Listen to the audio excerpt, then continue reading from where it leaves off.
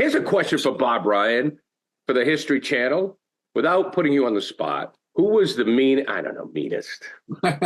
meanest, grumpiest, hardest, toughest, best coach you ever saw? Was it Fitch? Oh, Bill Fitch was a coach. Absolutely. He was a coach in every way.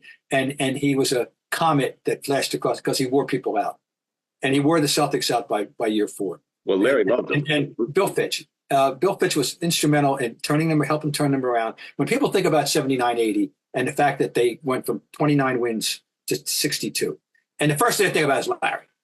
Yes, Larry was extremely important. However, they got a real coach, not Dave Cowens, who didn't want to coach anyway. He had finished up the year before as player coach. It didn't go very well, and got a real coach. Tiny Archibald regained health. He had been after suffering Achilles. They signed M.L. Carr away from Detroit, and he had led the league in minutes played the year before. He was a free agent. They signed M.L. Carr. They got Joe Henderson, who had been, he was delayed getting there, but it was another equivalent of a first-round draft pick. So a lot of things, but Bill Fitch was instrumental. And then they win the championship the second year in 80-81, but by 83. I'm telling you right now, in that playoffs against Milwaukee, they had a mini series with Atlanta. Then they had the playoff with Milwaukee. They got swept. Yeah, Larry was sick and actually missed the game, but they had tuned him out. I'm doing a piece about management style of Casey Jones versus Bill Fitch. I wonder if you could describe the difference. Well, Casey's a lot more laid back than Coach Fitch was. I felt Coach Fitch was an excellent basketball coach, one of the best I've ever played for. I think Casey realizes that at this level of professional basketball that you're dealing with adults, and he tries to treat you as an adult. Can you compare him to Fitch at all in style? They're two different styles, and both have been successful, and I don't think it's really fair to knock Coach Fitch. Are you talking about Fitch, who was known to be a disciplinarian? Talking about anybody that yells more often than not, you almost tone out a guy if he's always yelling and he's always enraged. You tone him up. I've always had great respect for both of them, and it was sad last year when Coach Fitch left, but now we got Casey, and I'm very happy with him. Bill was a motivator through more of a verbal yelling, and he got people a little more excited. They tuned him out, but he was, and by the way, he couldn't. That was the drill sergeant side of him. He could never suppress. You know what I mean? I liked him, and we got along fine. But that wasn't the case with everybody. I'll be honest.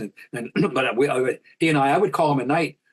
Talk about the talk, and he used to kid. He lived in the bird's nest because he lived on the 33rd floor of a high-rise down the street from the garden. But I liked him a lot. But the fact is that his MO was he wore people out. Yeah, it's a tough job now, and we're going to get to Missoula and what he did in the Toronto game in a moment. But it's just it's a very tight line to walk, being a player's coach and still doing what's best for the team. It's because obviously a Bill Fitch wouldn't work today.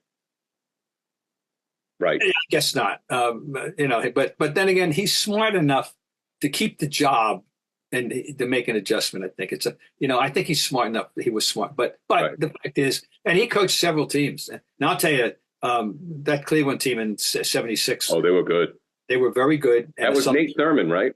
That was Thurman and Jim Jones, and yep. Jim Jones was hurt. Did not play against the Celtics in this, and that hurt them a lot. Nate was on his last legs, but he had something left in the tank, and he was good. No, that was a tough series, a tough 6-game series, and they were good. I was present when they beat the Bullets in Richfield Coliseum, and that crowd was as loud as any crowd I ever remember in the NBA.